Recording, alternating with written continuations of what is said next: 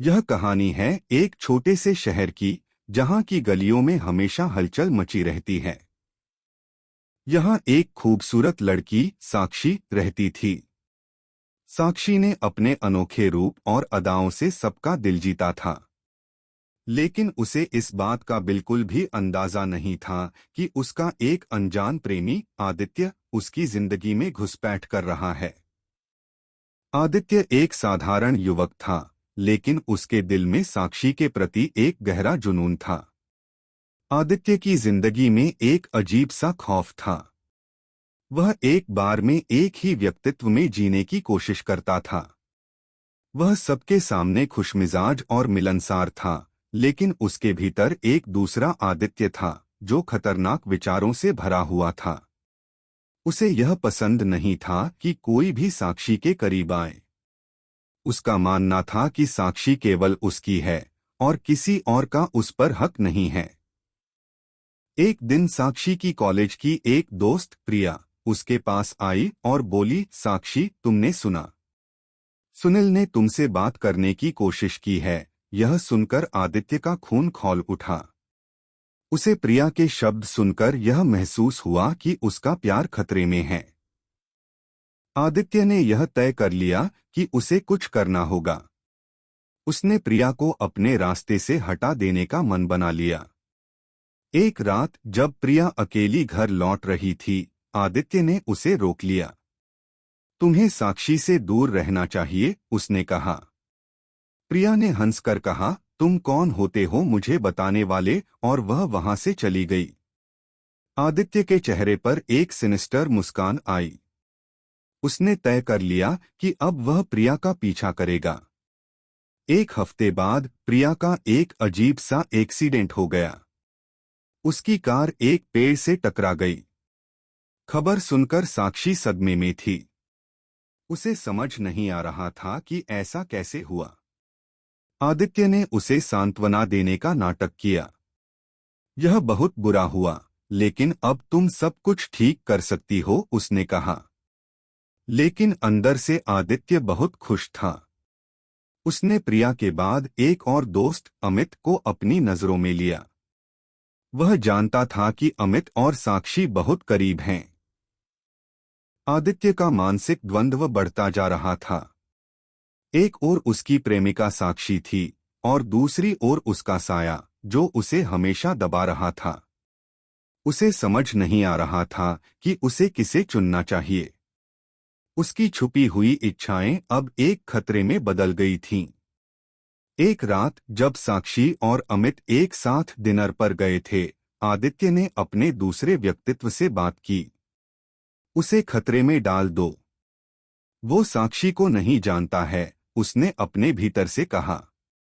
अद्भुत हिम्मत के साथ आदित्य ने अमित का पीछा किया। अमित की कार साक्षी के घर के पास रुकी। आदित्य ने तुरंत फैसला किया। आदित्य ने एक नुकीली छुरी उठाई और धीरे धीरे अमित की तरफ बढ़ा। जब अमित साक्षी के घर से बाहर आया, तब आदित्य ने उसे पीछे से धक्का दिया और छुरी उसके दिल में घुसेड़ दी। अमित ने एक बार साक्षी का नाम लिया और फिर उसकी आंखें बंद हो गईं। साक्षी जब बाहर आई तो उसने अमित को गिरा हुआ देखा। उसका दिल तेजी से धड़कने लगा। अमित, उसने चिल्लाया, लेकिन तब तक बहुत देर हो चुकी थी। आदित्य ने फिर से अपने व्यक्तित्व को संभाल लिया और साक्षी को समझाने लगा कि उसे पुलिस को फोन करना चाहिए। साक्षी अब बहुत दुखी थी। उसके दोस्तों की मौत ने उसे तोड़ दिया था। लेकिन उसे यह नहीं पता था कि उसके आसपास का हर कोई उसे छोड़ रहा है। आदित्य ने अब उसके और करीब जाने का मन बना लिया। वह साक्षी की मदद करने वाला दोस्त बन गया। एक दिन जब वे दोनों एक पार्क में बैठे थे, साक्षी ने कहा, कितना दुखद है कि सब मेरे आसपास मुझसे दूर होते जा रहे हैं। आदित्य ने मुस्कुराते हुए कहा, मैं तुम्हारे साथ हूँ साक्षी। मैं हमेशा तुम्हारे साथ रहूंगा। लेकिन आदित्य के मन में एक नया ख्याल आया।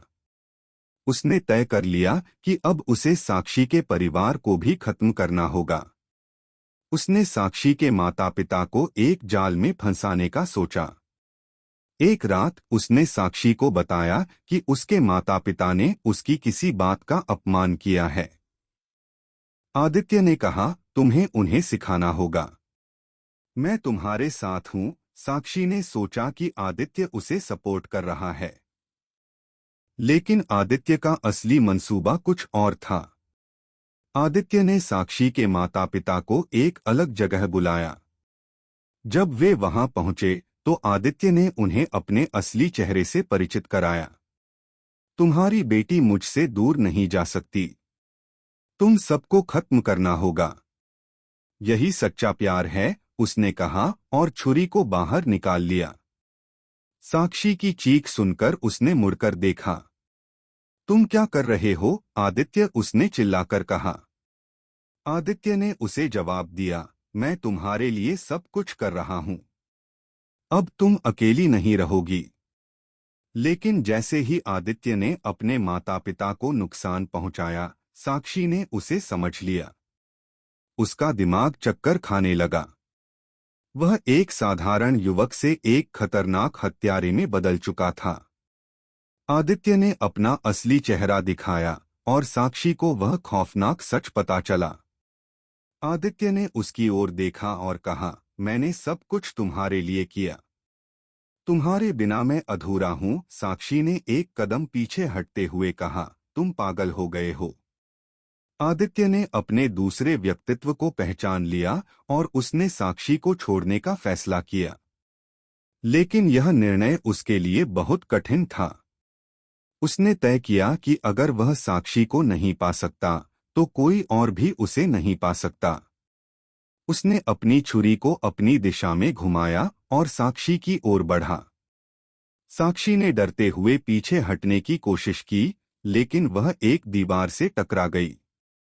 आदित्य ने उसकी ओर देखा और कहा, अब मैं तुम्हें कभी नहीं छोड़ूंगा। लेकिन तभी एक पुलिस की गाड़ी वहां पहुंची। पुलिस ने आदित्य को गिरफ्तार कर लिया। साक्षी अब अकेली थी। उसने अपने दोस्तों को खो दिया था। लेकिन आदित्य के गिरफ्तार होने के बाद उसे एक नई जिंदगी शुरू करने का मौका मिला।